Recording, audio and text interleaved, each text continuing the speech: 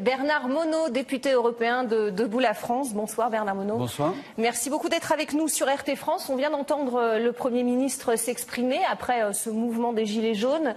En gros, c'est « je vous ai compris, mais je maintiens le cap ». Que faut-il comprendre?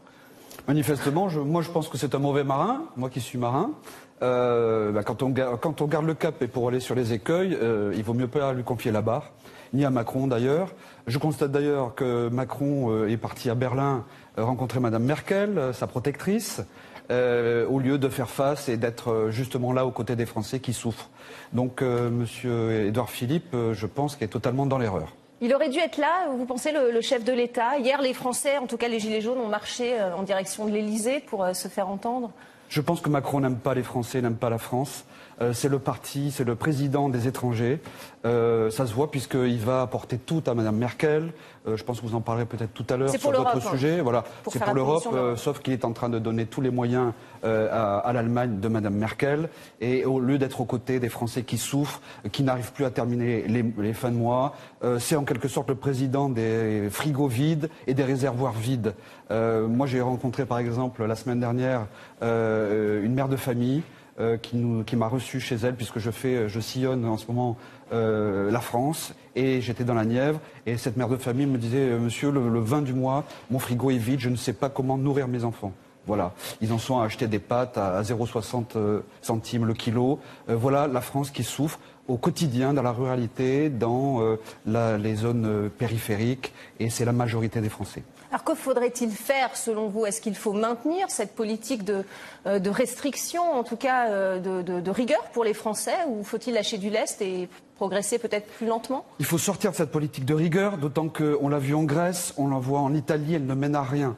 La rigueur budgétaire, l'austérité budgétaire comme en Grèce ne mène strictement à rien. Au contraire, les dettes et les déficits sont toujours aussi importants. Ils n'arrivent pas à en sortir. Donc la solution, c'est pas ça. La solution, c'est reprendre le pouvoir en France, le pouvoir de contrôle de notre économie, de nos banques, de notre finance, d'arrêter d'être dépendant des marchés financiers internationaux qui nous imposent, si vous voulez, ce mode de vie et de cette austérité. Et c'est ça le fond du problème. Et évidemment, M. Macron en est directement responsable. Parce que je vous rappelle que c'est un président banquier. Le Premier ministre a dit aussi qu'il fallait libérer les Français de la dépendance du pétrole, accompagner les Français dans leur quotidien. Que veut-il dire exactement?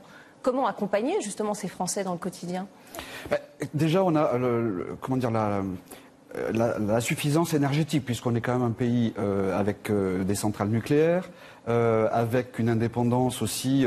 On a construit des éoliennes, on fait la transition énergétique, mais l'alibi de la hausse du carburant et de la hausse de tous les domaines, que ce soit les péages, que ce soit les contrôles techniques, etc. On sent bien que l'automobiliste est devenu la vache à lait. C'est extrêmement facile et il faut en sortir. C'est pas la solution. La solution, est-ce qu'il dit qu'il faut un budget pour l'écologie en tout cas? La solution, c'est de faire payer ceux qui doivent payer, c'est-à-dire les grandes entreprises internationales, les multinationales étrangères notamment, Google, Amazon, Facebook, Microsoft, toutes ces grandes entreprises qui font des affaires en France et qui ne payent aucun impôt en France, qui vont les payer en Irlande pour ensuite les envoyer dans les paradis fiscaux.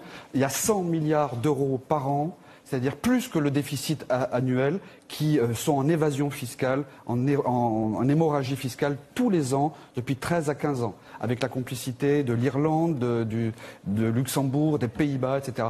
Il faut reprendre la main sur tout ça et le président devrait faire payer ceux qui doivent payer leurs impôts et non pas les automobilistes et les Français qui n'en peuvent plus. Est-ce que selon vous, le Premier ministre a réussi à désamorcer la colère ce soir? Pas du tout. Au contraire, il l'a accentué. Vous allez voir demain la reprise. Les gens vont retourner travailler. Le seul problème, c'est que la colère va s'accentuer parce que, comme je vous l'ai dit tout à l'heure, les frigos, le 20 du mois sont vides, les réservoirs vont être vides. Il y a des gens qui vivent avec 700, 800, 900 euros par mois, alors que dans le même temps, les demandeurs d'asile peuvent avoir environ 640 euros ou 41 euros par mois en demandant la carte d'asile et la carte de retrait par mois, alors qu'ils n'ont jamais cotisé en France. Et c'est 100 000 demandeurs d'asile tous les ans qui rentrent en France. Voilà, c'est insupportable. Les Français n'en peuvent plus. Ils le font savoir. Et je vous garantis que, selon moi, c'est le début du commencement d'une fronde et d'une jacquerie qui est en train de démarrer. C'est pour des raisons fiscales pour le moment, mais en tout cas, ça va terminer par des affrontements sociaux avec le gouvernement. Alors, je voudrais qu'on commente ensemble le dernier sondage qui a été publié pour le journal du dimanche. Emmanuel Macron est à 25% d'opinion favorable. Il perd 4 points. Édouard Philippe est à 34%. Il perd 7 points.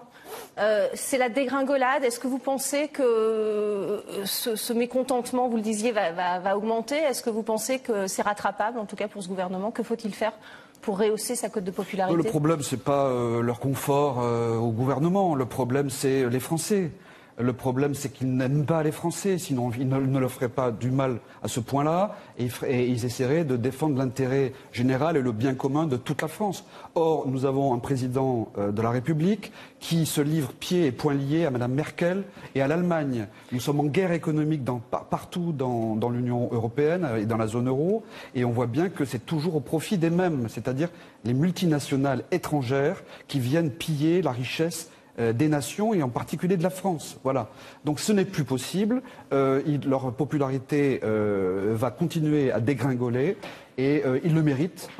Et moi j'espère qu'un jour ça terminera par une population qui réclamera la démission de M. Macron et qui réclamera la dissolution de l'Assemblée nationale.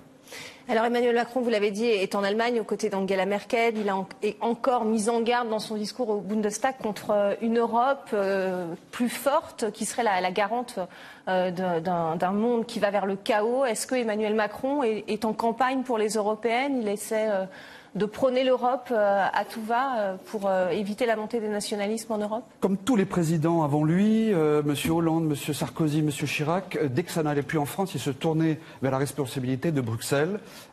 Et la responsabilité, c'est eux d'abord qui la portent. Donc effectivement, il est rentré en campagne, il va essayer de se raccrocher à son sauveteur qui est Mme Merkel, qui elle-même est en difficulté. D'autant que le Rassemblement national est en tête dans les sondages. Oui, et puis Debout la France aussi entend bien la colère des Français et y apporte des solutions très concrètes, raisonnables et qui sont crédibles. Et la solution, elle est effectivement vers ce que nous nous proposons, c'est-à-dire une alliance européenne des nations, une alliance européenne des patries, avec des pays qui s'entendent entre eux pour faire des grands projets. Mais il faut de grâce que nous reprenions notre indépendance au niveau national dans tous les domaines, dans le domaine financier, budgétaire, ce que fait en quelque sorte un petit peu l'Italie aujourd'hui, qu'on qualifie d'extrémistes, etc. En attendant, ils sont au service des Italiens et non pas au service des technocrates de Bruxelles, de la Commission de Bruxelles. Je pense en particulier à M. Moscovici, M. Juncker, tous ces gens qui prônent toujours plus de sacrifices des Européens et des Français en l'occurrence aujourd'hui. Merci beaucoup Bernard Monod d'avoir répondu à nos questions sur RT France.